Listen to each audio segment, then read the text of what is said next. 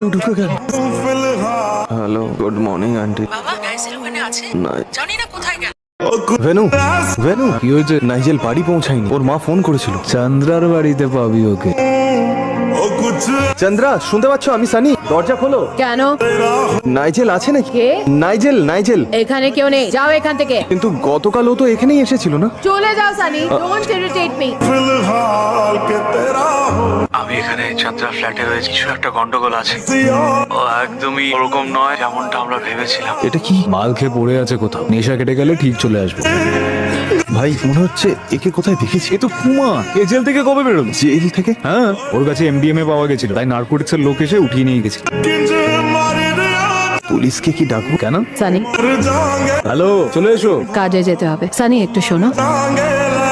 কি হয়েছে? I am sorry, কাঁচা ঘুম কেউ ভাঙিয়ে দিলে আমার রাগ হয়।